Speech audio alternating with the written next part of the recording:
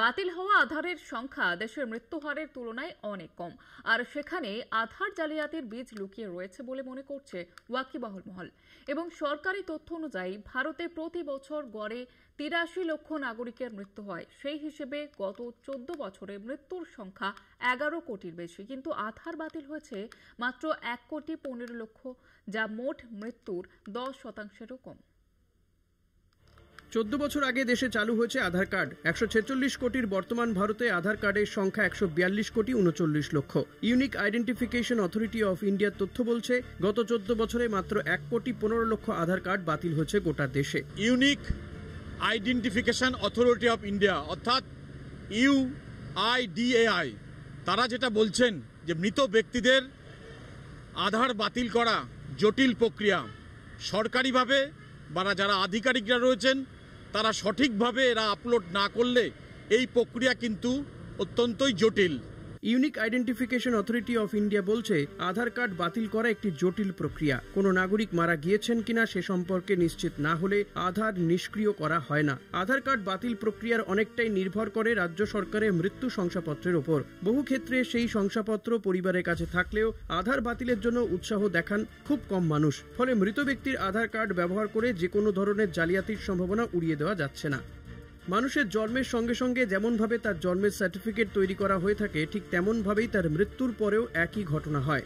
সেখানে সেই ব্যক্তির নাম সেই তালিকা থেকে মুছে ফেলা হয়। তবে বাস্তবের মাটিতে সেই কাজটি এখন করা হচ্ছে না। কিছুদিন আগে বিহারের নির্বাচন কমিশন SIR করে 52 লক্ষের কিছু বেশি ভোটারের নাম তালিকা থেকে বাদ দেয়। কমিশন সূত্রে খবর, এ রাজ্যে আগামী মাস থেকে SIR এর কাজ চালু হবে। নির্বাচন কমিশনের আধিকারিক এবং সরকারি আধিকারিকদের পরিচালনা করেন রাজ্য সরকার। তাদের ভূমিকা নিয়ে প্রশ্ন তোলেন রাজ্য বিজেপি।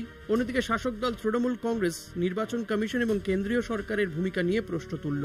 আমরা সব সময় নির্বাচন কমিশনের সঙ্গে সহযোগিতা করে এসেছি, একাধিকবার বলেছি।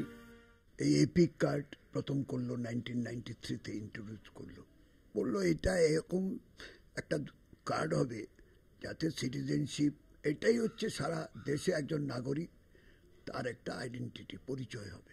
যে হারে মৃত্যু সে হারে কমছে না, বাতিল নয়। আবার এটাও ঠিক, যে হারে জন্ম কোনো জায়গায় সেখানে সঠিকভাবে আধার কার্ডের নাম অন্তর্ভুক্ত হচ্ছে না, নানা অজুহাতে তাকে বাতিল করা হচ্ছে।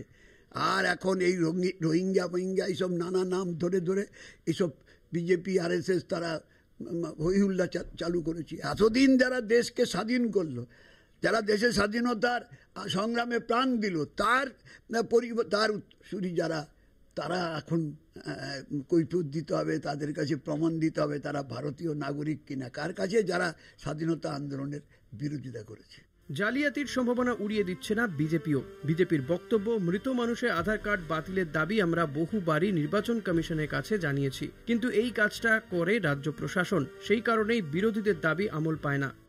আমাদের রাজ্যে আরেকটা প্রবলেম, যেটা আমি বিজেপি হয়ে অন্তত 3টে নির্বাচনে ধারাবাহিকভাবে টেক আপ করেছি। যারা মরে যাচ্ছে তাদের নাম বাদ দিচ্ছেন না কেন? আমি লিখিত দিয়েছি, আমি আপনার কাছে চিঠি পাঠিয়ে দিতে পারি। 3টে নির্বাচনে ধারাবাহিকভাবে দিয়েছি, এটা আপনারা নাম কাটছেন না কেন? কেন আমাদের লোকেরা যখন যায় ওই ERO লেভেলে কিংবা BDO লেভেলে, ওরা একটাই জিনিস বলে, আপনারাও শুনে থাকবেন, ডেথ সার্টিফিকেট নিয়ে এসো। আরে ডেথ সার্টিফিকেট কে দেবে? ডেথ সার্টিফিকেট নিয়ে আসার আমার কাজ না। রাজ্যের শাসক দল অবশ্য কমিশনের কোর্টেই বল ফেলেছে। তৃণমূলের দাবি, তারাও এ নিয়ে কমিশনের স্মারকলিপি পেশ করেছে, কিন্তু সুরাহা মেলেনি। অন্যদিকে আঙুল তুলে লাভ নেই। বিজেপি এবং ইলেকশন কমিশন মিলিত একটা ষড়যন্ত্র চলছে, এটা সারা ভারতবর্ষের মানুষ বুঝে গেছে। ভোটার তালিকায় নিবিড় সংশোধনে 52 লক্ষেরও বেশি নাম বাদ গিয়েছে বিহারে। এ রাজ্যেও সেই ধরনের নিবিড় সংশোধন করবে বলে জানিয়েছে নির্বাচন কমিশন, আর তাতেই সর্ষের মধ্যে ভূত দেখছে সব রাজনৈতিক দল। বাতিল হওয়া মৃত ব্যক্তির আধারের সংখ্যা থেকে দেশের মৃত্যুর হারের সংখ্যা অনেক কম। সেই জায়গায় দাঁড়িয়ে রাজ্যের বিরোধী দলগুলো সরকারের সদিচ্ছার অভাব এবং আমজনতা থেকে শুরু করে তারা একটাই দাবি যে সদিচ্ছার অভাব এবং সক্রিয়ভাবে প্রশাসন কাজ করুক, এটাই দাবি। ক্যামেরায় অরিন্দম ভদ্রর সঙ্গে স্বরূপ তরফদার, কলকাতা টিভি।